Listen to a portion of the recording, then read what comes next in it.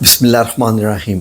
नाज़रीन, रबीउल अव्वल का महीना चल रहा है, तो नबी करीम सल्लल्लाहु अलैहि वसल्लम के मतलब जितनी भी बात की जाए कम है।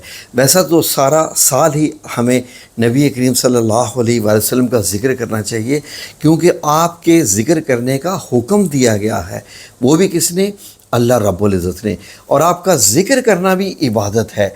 नाज़रीन, आएँ देखें कि अल्लाह रब्बुल इज़्ज़त ने कुरान करीम में बहुत सारी आयत में नबी करीम सल्लल्लाहु अलैहि वसल्लम के मुख्तलिफ़ तरीक़ों से ज़िक्र किया है और मुख्तलिफ़ तरीक़ों से तारीफ़ की है। किन किन मामलों में क्या क्या ज़िक्र हुआ है, बड़ी ही मज़ेदार वीडियो होने वाली है।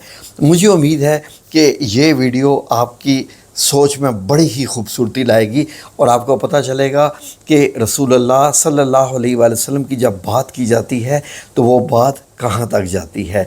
तो नाज़रीन, सबसे पहली जिस चीज़ का मैं ज़िक्र करना चाहूँगा वो सूरा अल अहज़ाब की एक आयत है कि जिसमें अल्लाह रब्बुल इज़्ज़त ने क्या फ़रमाया, गौर से सुनिए। नाज़रीन, जहाँ अल्लाह रब्बुल इज़्ज़त ने नमाज़ पढ़ने का हुक्म दिया, रोज़ा रखने का हुक्म दिया, ज़कात देने का, हज करने का, हर किस्म के अल्लाह रब्बुल इज़्ज़त ने जो हुक्म दिए, इसी तरीके से एक और भी हुक्म दिया। वो क्या फ़रमाया? अल्लाह रब्बुल इज़्ज़त ने फ़रमाया कि बेशक अल्लाह और उसके फ़रिश्ते नबी मोहतरम सल्लल्लाहु अलैहि वसल्लम पर दरूद भेजते हैं। ए ईमान वालो, तुम भी उन पर दरूद भेजा करो और खूब यानी सलाम भेजा करो। क्या खूबसूरत बात है नाज़रीन। अब इसका मतलब ये है कि दरूद पाक पढ़ना इतना बड़ा ज़िक्र है कि जो अल्लाह रब्बुल इज़्ज़त जिसमें आपकी मदद फरमाता है और वो दरूद भेजता है, तो जब हम भी दरूद भेजते हैं तो हम वो काम कर रहे हैं जो अल्लाह रब्बुल इज़्ज़त और अल्लाह के फ़रिश्ते, कितने फ़रिश्ते हैं कि आप गिन सकते हैं? जी, अल्लाह और उसके फ़रिश्ते, यानी कि हम यही समझ सकते हैं कि कुल के कुल फ़रिश्ते यानी आप सल्लल्लाहु अलैहि वसल्लम पर दरूद भेजते रहते हैं। तो नाज़रीन, इससे अंदाज़ा लगा लीजिए कि अल्लाह रब्बुल इज़्ज़त ने तमाम अपने फ़रिश्तों की भी ड्यूटियाँ लगाई हुई हैं या उनको भी इस बात का इंस्ट्रक्ट किया हुआ है कि नबी करीम सल्लल्लाहु अलैहि वसल्लम पर दरूद भेजना है। तो जब हम दरूद भेज रहे होते हैं, जब हम ये कह रहे होते हैं अल्लाहुम्मा सल्ली अला मुहम्मद, यानी कि जब आप लफ्ज़ सल्ले का इस्तेमाल करते हैं यानी सलाम भेजने का, तो ये दरूद हो जाता है। तो नाज़रीन, उस वक्त आप किन किन यानी कि लोगों में शामिल हो जाते हैं और किन किन हस्तियों में शामिल हो जाते हैं? अल्लाह और उसके तमाम फ़रिश्तों में। क्या मतलब प्रोटोकॉल दिया है मेरे अल्लाह रब्बुल इज़्ज़त ने अपने प्यारे नबी करीम सल्लल्लाहु अलैहि वसल्लम का। इससे बढ़ के प्रोटोकॉल और क्या हो सकता है? लेकिन इसके अलावा और भी हज़ारों प्रोटोकॉल हैं जो हम आपकी खिदमत में बताने जा रहे हैं। लेकिन उससे पहले मैं आपको ये बताता चलूँ कि नंबर एक, मैं ये समझता हूँ कि जहाँ अल्लाह रब्बुल इज़्ज़त ने कुरान पाक में बहुत बार इरशाद फरमाया कि अल्लाह का ज़िक्र ज़्यादा से ज़्यादा किया करो। अल्लाह का ज़िक्र उठते बैठते जागते करवटों के बल और अपने बाप दादा की बातों से भी ज़्यादा ज़िक्र किया करो। तो नाज़रीन, जब आप दुरूद पाक पढ़ते हैं तो आप अल्लाह का ज़िक्र भी कर रहे हैं, आप इबादत भी कर रहे हैं, ये आपकी तस्बीह भी है। और आप रसूलुल्लाह सल्लल्लाहु अलैहि वसल्लम पर जब सलाम भेजते हैं तो हमारा और नबी करीम सल्लल्लाहु अलैहि वसल्लम का मज़ीद राब्ता बढ़ता है। और क्योंकि जब आप सल्लल्लाहु अलैहि वसल्लम तक हमारा सलाम यानी दुरूद जाता है तो हमारे नामों के साथ, हमारे माँ बाप के नामों के साथ पेश किया जाता है। तो नाज़रीन, हमारे दर्जात दुनिया में भी बढ़ जाते हैं और आखिरत में यही दुरूद व सलाम जो है वो हमारी बख्शिश का बायस भी बनेंगे। बल्कि नाज़रीन, मैं तो ये समझता हूँ कि वो लोग जो दुरूद पाक को अपनी तस्बीह बना लेते हैं, जब वो तस्बीह बना लेते हैं रोज़ाना की बुनियाद पर, कोई 100 बार पढ़ता है, कोई 1000 बार पढ़ता है, कोई लाखों का कहता है, ये तमाम दर्जात के मामले हैं। जिस तरीके से हमारे बैंकों में जितना पैसा होता जाता है हम उतने अमीर होते जाते हैं। ये मैं एक बड़ी घटिया सी मिसाल दे रहा हूँ बैंकों की कि जितना पैसा होता है इतना इंसान अमीर होता है। तो मैं ये समझता हूँ कि जो इंसान दुनिया में जितना ज़्यादा दुरूद पाक पढ़ता है उसके दर्जात दुनिया में भी और आखिरत में भी उतने बुलंद होते जाते हैं। वो उतने ही अल्लाह के और अल्लाह के रसूल के करीब भी होता जाता है। बात करनी शुरू करें तो कहाँ से कहाँ ये बात चली जाती है। और फिर آپ صلی اللہ علیہ وسلم نے کیا فرمایا کہ جمعرات یعنی جمعے کا بھی ذکر ہے کہ میں تو اپنے خود کانوں سے سنتا ہوں آپ کا سلام۔ سبحان اللہ۔ اور جب آپ مدینہ پاک میں جاتے ہیں، روضہ شریف میں جب جاتے ہیں، یا سبز گنبد کے سامنے جب آپ درود شریف پیش کرتے ہیں تو ناظرین آپ صلی اللہ علیہ وسلم خود سنتے ہیں آپ کا درود۔ تو وہاں پر بہت ادب، بہت احترام، کیونکہ آگے جو آیات آنے والی ہیں وہ احترام سے متعلق بھی ہیں کہ اللہ رب العزت نے ہمیں رسول اللہ صلی اللہ علیہ وآلہ وسلم کا احترام کرنا بھی کتنا سکھایا ہے۔ آگے ذرا سنتے جائیے گا۔ آئیں اگلی آیت آپ کو بتاؤں ناظرین، سورہ تغابن جو کہ 64 نمبر صورت ہے، اس کی آیت نمبر 12 کا ایک حصہ ہے۔ اب اللہ رب العزت کیا فرما رہے ہیں؟ وَآتِئُوا اللَّهَ وَآتِئُوا الرَّسُولَ، یعنی کہ اللہ رب العزت کی بھی اطاعت کرو اور نبی کریم صلی اللہ علیہ وآلہ وسلم کی بھی اطاعت کرو، یعنی مسٹ ہے۔ اللہ رب العزت نے دیکھیں کیسے جوڑ رکھا ہے اپنے ساتھ، جیسے ہوتا ہے نا کہ اپنے ساتھ ساتھ رکھنا، کہ اس میری ہستی میں کسی بھی قسم کی پروٹوکول کی کمی نہ آئے تو اس کو ساتھ ساتھ رکھا جاتا ہے۔ تو میرے اللہ رب العزت نے اپنے پیارے حبیب نبی کریم صلی اللہ علیہ وآلہ وسلم کو عزت، ذکر اور عبادت کے معاملے میں اپنے ساتھ رکھا ہوا ہے۔ آگے بھی سنیے ناظرین، سورہ نساء کی آیت نمبر 64 میں اللہ رب العزت نے ایک بڑی ہی خوبصورت بات بتا دی، بڑی ہی خوبصورت، اور آپ لوگوں کے لیے بڑی خاص ہے۔ یعنی کہ اس کا میں آپ کو ترجمہ پیش کرتا ہوں، ویڈیو کیونکہ کافی لمبی ہو جائے گی۔ اور ہم نے کوئی پیغمبر نہیں بھیجا اس لیے کہ اللہ کے حکم سے اس کی اطاعت کی جائے، یعنی کہ سب پیغمبروں کی اطاعت کا ذکر ہو رہا ہے۔ اور اے حبیب، یعنی اللہ رب العزت نبی کریم صلی اللہ علیہ وآلہ وسلم سے ڈائریکٹ مخاطب ہے کہ اگر وہ لوگ، یعنی کہ کون سے لوگ، جب اپنی جانوں پر ظلم کر بیٹھے تھے آپ کی خدمت میں حاضر ہو جاتے اور اللہ سے معافی مانگتے اور رسول صلی اللہ علیہ وسلم بھی ان کے لیے مغفرت طلب فرماتے، تو اس وسیلہ اور شفاعت کی بنا پر، یہ وسیلہ اور شفاعت جو ہے بریکٹ میں ہے، ضرور اللہ جو ہے ان کی توبہ قبول فرما لیتا، اور اللہ تو نہایت مہربان ہے۔ یعنی اللہ نے بھی کیا کنڈیشن رکھی کہ جو بندہ گناہ کر بیٹھے، اپنی جانوں پر ظلم کر بیٹھے، وہ نبی کریم صلی اللہ علیہ وآلہ وسلم کی بارگاہ میں حاضر ہو، جیسے کہ روضہ مبارک مدینہ المنورہ کی بات ہو رہی ہے یہاں پر اس وقت میں، یعنی کہ آج کل جب آپ صلی اللہ علیہ وسلم کے دنیا سے پردہ فرمانے کے بعد کہ آپ لوگ روضہ مبارک پر جائیں، وہاں پر جا کر اپنے گناہوں کی معافی مانگیں، توبہ کریں۔ تو آپ صلی اللہ علیہ وسلم تو وہاں سن رہے ہیں، جیسے کہ پچھلی آیت میں آیا، تو ایک حدیث میں بھی ہے کہ آپ صلی اللہ علیہ وسلم جو ہے وہ سنتے ہیں، فرماتے ہیں کہ میں اس کی سلام سنتا ہوں جو میرے روضہ مبارک پر حاضر ہوتا ہے۔ تو ناظرین، جب نبی پاک صلی اللہ علیہ وسلم ہماری سفارش میں اللہ رب العزت سے ہماری توبہ طلب جو ہے وہ کریں گے، کہ معاف کرنے کی سفارش کریں گے، تو اللہ رب العزت نے فرمایا کہ وہ تو نہایت مہربان ہے، وہ پھر معاف کر دے گا۔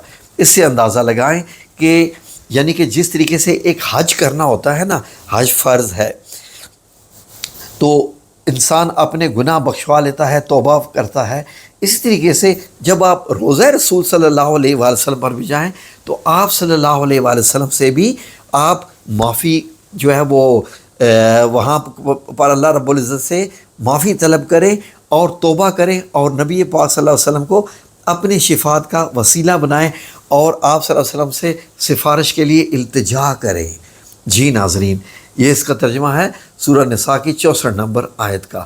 تو اس سے بھی اندازہ لگا لیجئے کہ اللہ رب العزت نے ایک عام الفاظ میں بتا دیا ہے کہ اگر رسول اللہ صلی اللہ علیہ وسلم بھی آپ کے لیے اگر مغفرت طلب کریں گے تو اللہ تو مہربان ہے، پھر اللہ ہمیں معاف کر دے گا۔ آگے بھی سنیے ناظرین، سورہ نساء کی ہی آیت نمبر 80 یعنی 64 کے بعد 80، اس کا ترجمہ بھی غور فرما لیجئے کہ جس نے رسول اللہ صلی اللہ علیہ وآلہ وسلم کا حکم مانا، بے شک اس نے اللہ کا حکم مانا، اور جس نے روح گردانی کی تو ہم نے آپ کو ان پر نگہبان نہیں بنا کر بھیجا۔ تو ناظرین، رسول اللہ کا حکم ماننا، اللہ کا حکم ماننا، لیجئے اب بتائیے اس سے بڑھ کے پروٹوکول اور کیا ہوگا کہ یہ قرآن پاک کے الفاظ ہیں، اللہ رب العزت کے یہ الفاظ ہیں کہ جس نے حضور صلی اللہ علیہ وسلم کا حکم مانا اس نے میرا ہی حکم مانا۔ آگے بھی سنیے ناظرین، آگے یہ ذکر ہو رہا ہے غزوہ بدر میں۔ جب غزوہ بدر میں نبی کریم صلی اللہ علیہ وسلم نے چند کنکریاں یعنی کہ جو پتھر ہیں وہ پھینکے تھے کافروں کی طرف، تو اللہ رب العزت نے اس کو قرآن پاک کا جو آیات کا ایک حصہ بنایا ہے، سورہ الانفال کی یعنی سورہ الانفال 8 نمبر کی آیت نمبر 17 کا، کہ اے حبیب نبی کریم صلی اللہ علیہ وسلم، جب آپ نے ان پر یعنی کنکریاں پھینکے تھے، سنگریزے پھینکے تھے یا پتھر ان کو مارے تھے، تو وہ آپ نے نہیں مارے تھے بلکہ وہ تو اللہ نے مارے تھے۔ جبکہ ناظرین اس سے اندازہ لگائیں کہ نبی کریم صلی اللہ علیہ وسلم نے پتھر اٹھا کے اپنے ہاتھ سے ان پہ مارے تھے، اور اللہ رب العزت ان کو یہ قرار دے رہا ہے کہ یہ میں نے مارے تھے۔ یعنی اس کا مطلب ہے کہ نبی کریم صلی اللہ علیہ وسلم کا ہاتھ بھی اللہ رب العزت کا ہاتھ ہوا، اور سورہ فتح میں اللہ رب العزت نے اسی بات کو مزید ریپیٹ کیا ہے، وہ بھی آنے والی آیت میں سنیں کہ وہ بات ہو رہی ہے اس کی بیعت کرنے کی۔ آگے دیکھیں اللہ رب العزت نے کیا فرمایا ہے نبی کریم صلی اللہ علیہ وسلم کے بعد۔ ناظرین سورہ التوبہ جو 9 نمبر سورہ ہے اس کی آیت نمبر 28 کا ترجمہ آپ کی خدمت میں پیش ہے کہ بے شک تمہارے پاس تم میں سے ایک عظیم باعظمت رسول صلی اللہ علیہ وآلہ وسلم تشریف لائے ہیں۔ لوگوں سے کہا جا رہا ہے، ہمیں کہا جا رہا ہے، مکے والوں کو کہا جا رہا ہے، مدینے والوں کو کہا جا رہا ہے، کل کائنات کو یعنی تمام زمین والوں کو بھی کہا جا رہا ہے۔ کیا کہا جا رہا ہے کہ بے شک تمہارے پاس ایک باعظمت رسول صلی اللہ علیہ وسلم تشریف لائے ہیں، تمہارا تکلیف و مشقت میں پڑنا ان پر سخت گراں گزرتا ہے۔ یعنی میں اس کی تشریح آگے کرتا ہوں، آگے سنیے۔ اے لوگو، وہ تمہارے لیے بھلائی اور ہدایت کے بڑے طالب آرزو ہیں، یعنی وہ بڑی آرزو خواہش رکھتے ہیں کہ تمہارا بھلا ہی ہو، اور مومنوں کے لیے نہایت ہی شفیق اور بے حد رحم فرمانے والے ہیں۔ اللہ رب العزت نبی کریم صلی اللہ علیہ وآلہ وسلم کی جو دل کی بات ہے وہ ہم لوگوں کو بتا رہے ہیں، سب مومنین کو بتا رہے ہیں، مسلمانوں کو بتا رہے ہیں، ہر ایک کو، کہ تم ہی میں سے ایک ایسا پیغمبر ہم نے بھیجا ہے جو کہ تمہاری محنت اور مشقت اور تم پر کوئی اگر تکلیف آتی ہے تو رسول اللہ صلی اللہ علیہ وآلہ وسلم کو بھی اس کا بہت دکھ ہوتا ہے، اور وہ ہماری یعنی کہ تم لوگوں کی بھلائی کے لیے وہ بہت ہی آرزو مند ہیں۔ ان کی سب سے بڑی خواہش ہے کہ تم لوگوں کا بھلا باس ہوتا رہے، اور وہ تمہارے پاس بڑے ہی شفیق اور بے حد تم پر وہ رحم کرنے والے ہیں۔ تو ناظرین وہی بات ہوگی نا، وما ارسلناک الا رحمۃ للعالمین، یہی تو بات ہے کہ نبی کریم صلی اللہ علیہ وسلم ہمارے لیے ہی رحمت کا باعث ہے۔ آگے سنیے ناظرین، سورہ طٰہٰ 20 نمبر سورت اس کی آیت 1 سے 2 میں اللہ رب العزت نے کیا فرمایا کہ طٰہٰ یعنی کہ اللہ رب العزت نے نبی کریم صلی اللہ علیہ وسلم کو ایک لقب سے پکارا ہے، طٰہٰ سے، اور یہ کیا فرمایا کہ ہم نے آپ پر قرآن اس لیے نازل نہیں فرمایا کہ آپ مشقت میں پڑ جائیں۔ نبی کریم صلی اللہ علیہ وآلہ وسلم پہ جو فرض اللہ رب العزت نے، جو ڈیوٹی، جو کام میرے اللہ نے سونپا تھا، نبی کریم صلی اللہ علیہ وآلہ وسلم اپنی جان سے بڑھ کر اس میں لگ گئے، ساری رات کھڑے رہتے، پاؤں بھی سوج جاتے، عبادت میں بھی اور اللہ رب العزت کا پیغام پہنچانے میں بھی۔ تو اللہ رب العزت نے نبی کریم صلی اللہ علیہ وآلہ وسلم کی اس حالت کو اتنا پسند فرمایا کہ اللہ رب العزت نے یہ فرما دیا کہ ہم نے یہ قرآن اس لیے تو نازل نہیں فرمایا کہ اے حبیب آپ مشقت میں پڑ جائیں۔ سبحان اللہ، دیکھیے یہ ہے ایک پیار اور محبت کا اور عزت کا رشتہ۔ آگے بھی سنیے ناظرین، اللہ رب العزت نے کیا فرمایا، وما ارسلناک الا رحمۃ للعالمین، سورہ الانبیاء جو کہ 21 نمبر سورت ہے اس کی آیت ہے 107 نمبر۔ اے نبی کریم صلی اللہ علیہ وسلم، ہم نے آپ کو نہیں بھیجا مگر تمام جہانوں کے لیے رحمت بنا کر، یعنی کہ ہم نے آپ کو تمام جہانوں کے لیے رحمت بنا کر بھیجا ہے۔ رحمت دیکھ لیجئے کہ آپ صلی اللہ علیہ وسلم کی وجہ سے اس قوم پہ کوئی عذاب نہیں آئے گا جیسے پچھلی قوموں پہ عذاب آئے، دیکھ لیجئے کیسے کیسے زمین کو اٹھا کے پلٹ دیا گیا، کیا سے کیا ہو گیا، لیکن امت محمدی صلی اللہ علیہ وسلم پر کوئی اس طرح کا عذاب نہیں آئے گا۔ پھر اس کے بعد اللہ رب العزت نے معافی کا نظام رکھا، توبہ کا نظام رکھا۔ جو نبی کریم صلی اللہ علیہ وسلم سے محبت کرے، آپ پہ درود پاک بھیجے، اللہ رب العزت اس کے درجات بلند فرما دیتے ہیں۔ جو کتنی بھی گناہ کر کے جو توبہ کر لے تو لا تقنطوا من رحمت اللہ، کہ اللہ کی رحمت سے مایوس مت ہونا۔ اور اس طرح یہ بھی دیکھ لیجئے۔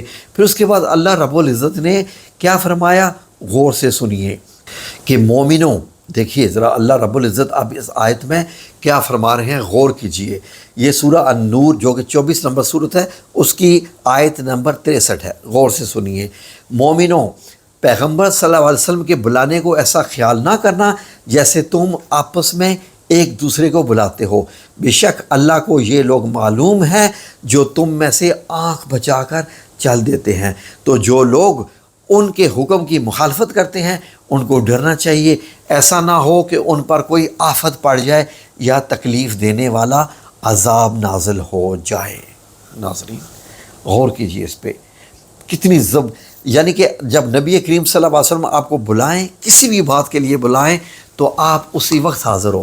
ناظرین اگر اس بات کو سوچا جائے تو آپ صلی اللہ علیہ وسلم کی جتنی بھی جو احادیث مبارک ہیں، جو بھی آپ کے بتائے ہوئے یعنی کہ احادیث مبارک میں جو احکامات ہیں، جو شریعت کی باتیں ہیں، ان پہ لبیک یا رسول اللہ کہنا کیا غلط ہے ناظرین؟ جی بالکل۔ جب نبی پاک صلی اللہ علیہ وسلم بلائیں یا جس بات کا حکم دیں تو لبیک یا رسول اللہ، جی اے نبی پاک صلی اللہ علیہ وسلم ہم حاضر ہیں۔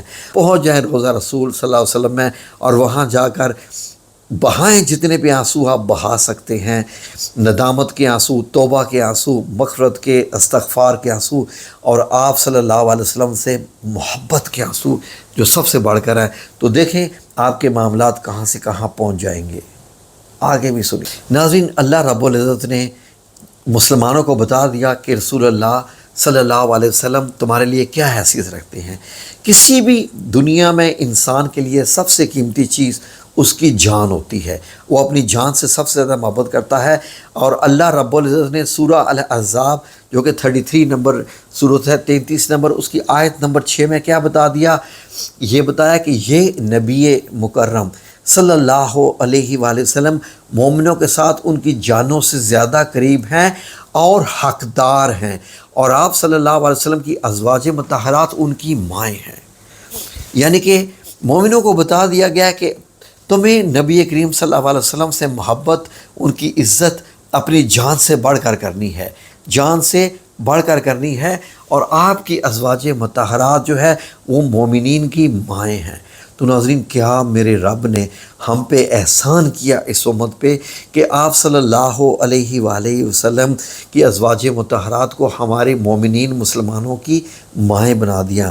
یعنی اگر میں یہ کہوں کہ میری ماں سیدہ عائشہ صدیقہ رضی اللہ عنہا، میری ماں سیدہ خدیجہ رضی اللہ عنہا، باقی بھی جتنی ازواج مطہرات ہیں، تو ناظرین سبحان اللہ، بینگ اے مسلم، مومن ہونے اور مسلمان ہونے کے ناطے یہ اللہ رب العزت نے میری ماں ان کو بنا دیا ہے۔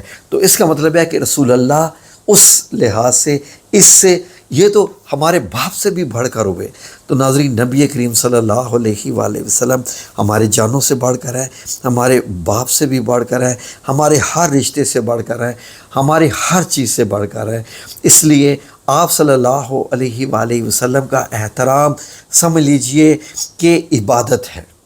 ناظرین اللہ رب العزت نے سورہ الاحزاب یعنی 33 کی ہی آیات نمبر 45، 45 اور 46 میں جو فرمایا ہے بڑا ہی خوبصورت ہے۔ اے نبی کریم صلی اللہ علیہ وسلم، بے شک ہم نے آپ کو حق اور خلق کا مشاہدہ کرنے والا، یعنی کہ ہم نے آپ کو حق اور خلق کا مشاہدہ کرنے والا، بے شک یعنی ایک قسم کا گواہ بنا کے بھیجا ہے، اور حسن آخرت کی خوشخبری دینے والا، یعنی کہ مبشر یعنی خوشخبریاں بھی دینے والا، اور عذاب آخرت کا ڈر سنانے والا بھی بنا کر بھیجا ہے، اور اس کے اذن سے ہی اللہ کی طرف دعوت دینے والا اور منور کرنے والا آفتاب بنا کر بھیجا ہے۔ یعنی کہ نبی کریم صلی اللہ علیہ وآلہ وسلم کی تعلیمات ہمارے لیے سورج کی روشنی کی طرح ہیں کہ آپ صلی اللہ علیہ وسلم ہمارے لیے ایک ایسا سورج ہے جو ہمیں راستہ دکھاتا ہے۔ آپ کی روشنی میں ہمیں پتہ چلتا ہے کہ صراط مستقیم کون سا ہے، یعنی کہ خوبصورت روشنی والا آفتاب۔ دیکھیں آپ نے کہ جب سورج ہوتا ہے تو تمام مخلوق جو ہے وہ کیسے چلتی ہے، سب کو راستے معلوم ہو جاتے ہیں، اور جب رات ہوتی ہے تو کچھ نظر نہیں آتا۔ تو میرے رب نے کتنے خوبصورت جو ہے وہ یہاں پر تشبیہ دی ہے کہ ہم نے آپ صلی اللہ علیہ وسلم کو خوبصورت چمکنے والا، منور کرنے والا، روشن کرنے والا آفتاب بنا کر بھیجا ہے۔ آگے بھی سنیے ناظرین، سورہ الفتح کا میں ذکر کر رہا تھا، 48 نمبر صورت ہے، اس کی آیت نمبر 10 میں ذرا غور کیجئے، کیا خوبصورت میرے رب نے فرمایا ہے۔ یہاں پر وہ بات ہو رہی تھی نا کہ جو کنکریاں آپ نے پھینکی ہیں وہ اللہ نے پھینکی تھی، آپ ذرا غور سے سنیے، اس کا ترجمہ پیش ہے۔ اے نبی کریم صلی اللہ علیہ وسلم، بے شک جو لوگ آپ سے بیعت کرتے ہیں وہ اللہ ہی سے بیعت کرتے ہیں، اور ان کے ہاتھوں پر آپ کے ہاتھ کی صورت میں، آپ کے ہاتھ کی صورت بریکٹ میں ہے، اللہ کا ہاتھ ہے۔ پھر جس شخص نے بیعت کو توڑا تو اس کے توڑنے کا وبال اس کی اپنی جان پر ہوگا۔ جس نے اس بات کو پورا کیا، جس کے پورا کرنے پر اس نے اللہ سے عہد کیا تھا، تو وہ عنقریب اسے بہت بڑا اجر عطا فرمائے گا۔ ناظرین، بیعت کیا ہوتی تھی؟ نبی کریم صلی اللہ علیہ وسلم کے ہاتھ پر جو ہے وہ جو آتے تھے بیعت کرنے والے مسلمان ہوتے تھے، وعدہ فرماتے تھے، ہاتھ پر ہاتھ رکھ کر جیسے بیعت کرتے ہیں۔ تو اللہ رب العزت نے یعنی کہ اس ہاتھ رکھنے کو جو آپ صلی اللہ علیہ وسلم کا ہاتھ ہوتا تھا اس کو اپنا ہاتھ قرار دیا۔ دیکھ لیجئے وہ چیزیں دونوں، جو پچھلی بھی آیت تھی کنکریاں پھینکنے والی بدر کے میدان میں، اور یہاں بھی وہی اللہ رب العزت نے کیسے فرمائی۔ آگے بھی سنیے، آگے بہت غور طلب، ذرا غور سے سنیے ناظرین۔ اللہ رب العزت نے تو ہم لوگوں کو، مسلمانوں کو آواز تک یعنی بولنے تک کا طریقہ بتا دیا کہ جب رسول اللہ صلی اللہ علیہ وآلہ وسلم کا ذکر ہو، یا آپ کے جب حجرہ مبارک کے پاس ہو، روضہ مبارک کے پاس ہو، یا جب بھی مطلب آپ کا ذکر بھی بے شک ہو رہا ہو، آپ کو میں آیت پہلے میں پڑھتا ہوں تو پھر اس کی تشریح کرتا ہوں تاکہ آپ کو پتہ چلے میں کیا آپ کی خدمت میں بتا رہا ہوں۔ ناظرین، یہ آیت روضہ مبارک کی سنہری جالیوں کے اوپر لکھی ہوئی ہے۔ سورہ حجرات جو 49 نمبر صورت ہے اس کی آیت نمبر 2 ہے۔ یہ کیوں آیت اس کے اوپر لکھی ہوئی ہے؟ روضہ مبارک کی جالیوں کے اوپر جہاں سے گزرتے ہوئے لوگ سلام پیش کرتے ہیں آپ صلی اللہ علیہ وسلم کی خدمت میں۔ سنیں، اے ایمان والو، تم اپنی آوازوں کو نبی کریم صلی اللہ علیہ وسلم کی آواز سے بلند مت کیا کرو، اور ان کے ساتھ اس طرح بلند آواز سے بات بھی نہ کیا کرو جیسے تم ایک دوسرے سے بلند آواز میں کرتے ہو۔ ایسا نہ ہو کہ تمہارے سارے اعمال، یعنی آواز بلند کرنے کی وجہ سے، کہ تمہارے سارے اعمال ایمان سمیت غارت ہو جائیں اور تمہیں ایمان اور اعمال کے برباد ہونے کا پتہ بھی نہ چلے۔ جی ناظرین، اب اس سے اندازہ لگائیں، یہی وجہ ہے کہ جب آپ مسجد نبی میں جب جاتے ہیں تو وہاں پر کسی کے بات کرنے کی آواز نہیں آتی۔ روضہ مبارک کے سامنے ہو یا مسجد نبی کے قریب ہو یا آپ سب گنبد کے سامنے ہو، وہاں پر آپ نے اونچی آواز میں بات نہیں کرنی، چیخنا نہیں، چلانا بھی نہیں۔ ناظرین، اسی لیے ترکی والوں نے جب ٹرین جو ہے وہ ٹرین کی جو ہے وہ لائن بچھائی تھی تو ٹرین کو بند کر کے مدینہ لے کے آیا جاتا تھا، دھکے دے کے، کہ ٹرین کی آواز زیادہ ہوتی ہے تو نبی کریم صلی اللہ علیہ وسلم کو ڈسٹربنس نہ ہو۔ تو ناظرین، ابھی میں دیکھتا ہوں کہ ہمارے ہاں مساجد میں علماء جن کو بہت علم ہوتا ہے، بہت ظاہر ہے ہم تو کچھ بھی نہیں ہیں، کسی کے پاؤں کی خاک بھی نہیں ہے، جب میں دیکھتا ہوں کہ ممبر پہ بیٹھ کے بڑی اونچی آواز میں چیخ چیخ کر جب وہ مطلب تقریر کرتے ہیں، بیان فرماتے ہیں، آپ صلی اللہ علیہ وسلم کا ذکر کرتے ہیں، تو میں، کیونکہ یہ آیت میرے ذہن میں ہوتی ہے، مجھے بڑا ڈر لگتا ہے اس بات سے کہ ذکر ہو رسول اللہ صلی اللہ علیہ وسلم کا اور وہ چیخ کر چلا کر ہو تو بہت ہی خطرناک بات ہے یہ۔ تو ناظرین، اس سے اندازہ لگائیے کہ بعض لوگ جو کہ نعت شریف پڑھتے ہیں، آپ صلی اللہ علیہ وسلم کی جو شان میں نعت پڑھی جاتی ہے، تو ناظرین اس میں جب وہ چیخ کر آواز پھاڑ کر آپ صلی اللہ علیہ وسلم کا نام مبارک لیتے ہیں یا آپ کی شان بیان کرتے ہیں تو وہ کس زمرے میں آتا ہوگا مجھے نہیں پتہ، آپ ہی بتا دیجئے۔ یہ جو آیت ہے سورہ حجرات کی آیت نمبر 2، یہ تو بہت ہی ہے کہ تمہارا ایمان بھی چلا جائے، تمہارے سارے نیک اعمال بھی ختم ہو جائیں گے اور تمہیں پتہ بھی نہیں چلے گا۔ کہ ہم تو خالی ہاتھ ہو گئے. وجہ کیا بنی؟ صرف زور سے آواز دینا، پکارنا، رسول اللہ کا نام بہت چلا کر لینا. آگے بھی سنیے. ناظرین، سورہ حجرات کی آیت نمبر 3 میں اللہ رب العزت نے ان لوگوں کی تعریف بھی فرما دی جو آوازیں نیچی کر کے بولتے تھے، جو کہ جیسے میں نبی کریم صلی اللہ علیہ وآلہ وسلم بڑے ادب و احترام سے بلاؤں تو اللہ رب العزت نے ان کے بارے میں کیا خوشخبری بتا دی. یہ ترجمہ آپ کی خدمت میں پیش ہے ورڈ ٹو ورڈ. بے شک جو لوگ رسول اللہ صلی اللہ علیہ وسلم کی بارگاہ میں ادب و نیاز کے باعث اپنی آوازوں کو پست رکھتے ہیں، یہی وہ لوگ ہیں جن کے دلوں کو اللہ نے تقویٰ کے لیے چن کر خالص کر لیا ہے. انہی کے لیے بخشش ہے اور اجر عظیم ہے. یعنی آوازوں کا بڑھانا بربادی ہر چیز کی، ایمان کی بھی، اعمال کی بھی. آوازوں کا پست رکھنا، سبحان اللہ، اللہ نے تقویٰ کے لیے چن لیا ہے، اجر عظیم بھی ہے، بخشش بھی ہے. تو اس کا مطلب یہ ہے کہ جب آپ صلی اللہ علیہ وآلہ وسلم کا ذکر کیا جائے تو بہت ادب و احترام کے ساتھ، تاکہ اللہ ہمیں چن لے، تقویٰ کے لیے چن لے اور ہمارے لیے یہ انعامات اللہ رب العزت رکھ دے. سبحان اللہ، کیا شان ہے. آگے بھی سنیں. ناظرین، اللہ رب العزت نے نبی کریم صلی اللہ علیہ وسلم کی ایک عادت کی بہت تعریف کی، یعنی کہ سورہ القلم جو کہ 68 نمبر ہے، اس کی آیت نمبر 4 میں میرے اللہ رب العزت نے کیا فرمایا. آپ سنیں گے تو آپ بھی ترسیں گے کہ کاش کہ آپ میں بھی یہ عادت پیدا ہو جائے. وہ کیا ہے ناظرین؟ اللہ رب العزت نے فرمایا کہ اور بے شک اے نبی کریم صلی اللہ علیہ وسلم، آپ عظیم الشان خلق یعنی اخلاق پر قائم ہیں. تو ناظرین، اس سے اندازہ لگائیں کہ آپ صلی اللہ علیہ وسلم کا اخلاق اتنا اعلیٰ کہ اللہ رب العزت قرآن پاک میں تعریف فرما رہے ہیں اخلاق کی. ناظرین، بلند اخلاق، کیا میں بولوں، اخلاق اتنی بڑی طاقت ہے کہ جو جنگ آپ ہتھیاروں سے نہیں جیت سکتے، وہ اعلیٰ اخلاق سے جیت سکتے ہیں. اعلیٰ اخلاق سے، یعنی کہ کتنے ہی جو صحابہ کرام ہیں وہ نبی کریم صلی اللہ علیہ وسلم کے اعلیٰ اخلاق کی وجہ سے مسلمان ہو گئے. کتنے ہزاروں مسلمان، ہزاروں مشرکین جو کہ کفار تھے، نبی کریم صلی اللہ علیہ وسلم کے اعلیٰ اخلاق کی وجہ سے ایمان جو ہے افروز ہو گئے، ایمان قبول کر لیا. آپ صلی اللہ علیہ وسلم کا اخلاق اتنا اعلیٰ. تو ناظرین، اعلیٰ اخلاق ہونا، جو انسان اعلیٰ اخلاق والا ہے، ہر ایک سے محبت سے، عزت سے بات کرتا ہے، سمجھ لیجئے کہ اللہ کا اس شخص کے اوپر کوئی خاص کرم ہے. یہ ذہن میں رکھ لیجئے، یہ اللہ کی عطا ہے.